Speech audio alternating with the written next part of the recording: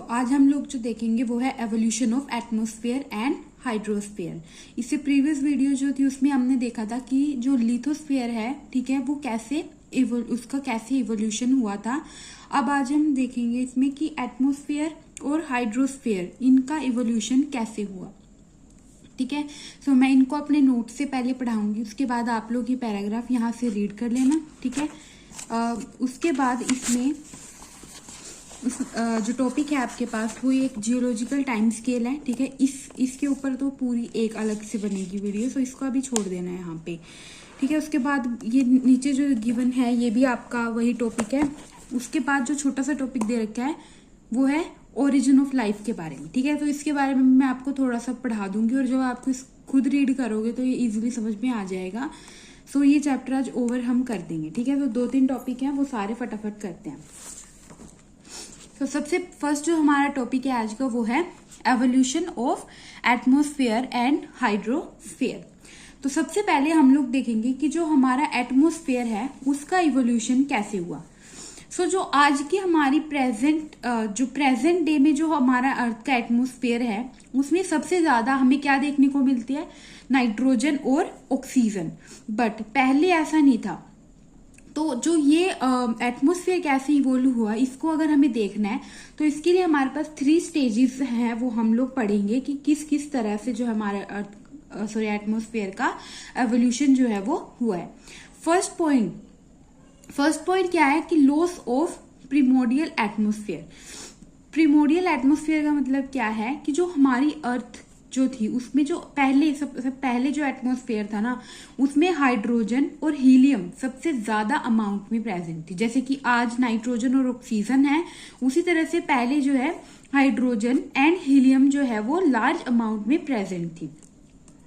फिर क्या हुआ, वो जो प्रेजेंट थी वो क्या हो गई, स्टिप्ड ऑफ हो गई। यानी ऐसा समझो कि ये अर्थ थी उसमें हाइड्रोजन हीलियम भरी पड़ी थी और सोलर विंड्स आई और उसको उड़ा के ले गई और हमारी अर्थ जो है वो खाली रह गई, एक तरह स्टिप ऑफ हो गई। यानी वहां से ये दोनों गैसेस जो है वो उड़ गई। ठीक है, फिर क्या होता है सेकंड पॉइंट, हमने जो है लिथोस्फीयर में देखा था कि जो हमारी अर्थ है उसका लेयर्ड स्ट्रक्चर है और जो हैवी है वो सेंटर में है और जो लाइटर थे वो सरफेस पे थे।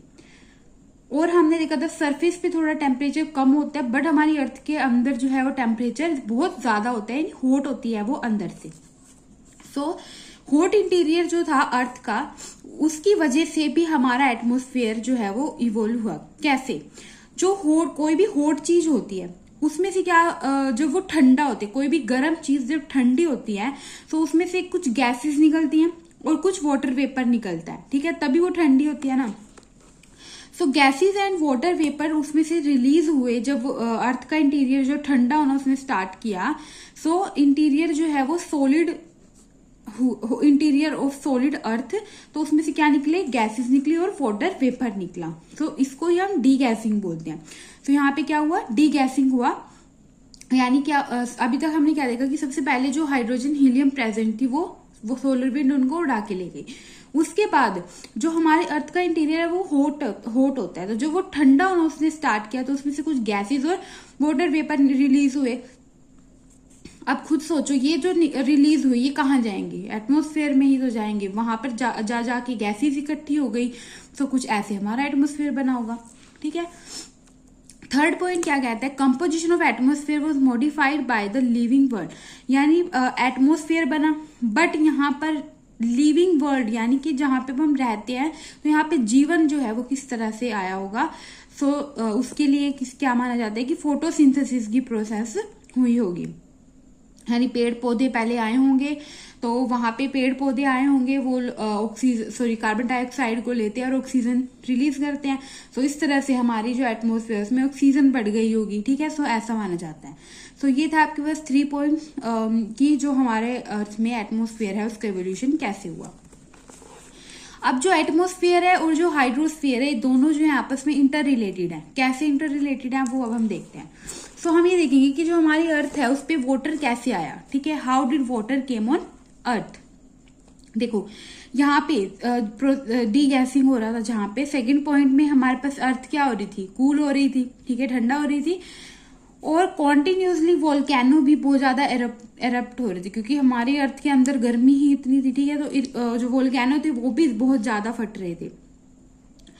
इनके दोनों की वजह से क्या हुआ, वाटर वेपर जो है वो निकला, ठीक है। जैसे हमने देखा था कि जब कूल होती है तो गैसेस और वाटर वेपर निकलते हैं, एंड गैसेस निकली एटमॉस्फेयर में, ठीक है। वो फिर ठंडा हो गया, वाटर वेपर ठंडा हो गया, और ठंडा होने के बाद water vapour release start getting condense, वो कंडेंस होना स्टार्ट हो गया और इस तरह से वाटर बना होगा। अब जो CO2 है वो डिजोल्व हुई किसमें, रेन वाटर में, एंड टेम्परेचर जो है वो इंक्रीज हो जाए, टेम्परेचर जो है वो कम हो जाएगा, ठीक है, जिसकी वजह से और ज्यादा कंडेंसेशन होगी और ज्यादा रेन होगी, ठीक है। तो ये था हमारे पास कि हाइड्रोस्फीयर यानी वाटर हमारी अर्थ पे कैसे आया। सो हमने देख लिया एटमॉस्फेयर, हाइड्रोस्फीयर। एटमॉस्फेयर में क्या था, पहले जो हाइड्रोजन हीलियम थी वो स्टिप ऑफ हो गई यानी उड़ गई, फिर हमारी अर्थ जो है वो ठंडी हो रही थी, तो ठंडे होने से उसमें से गैसेज और वाटर वेपर निकल के वो ऊपर चले गए और उनसे एटमॉस्फेयर बना होगा। और थर्ड प्रोसेस की फोटोसिंथेसिस से ऑक्सीजन आई होगी, ठीक है। और हाइड्रोस्फीयर में ये ठंडे हुए तो वाटर वेपर निकले, वो कूल होके कंडेंस होके वाटर बन गया होगा। क्लियर हो गया। ओरिजिन में अगर हम लोग बात करें तो कुछ नहीं है इसमें।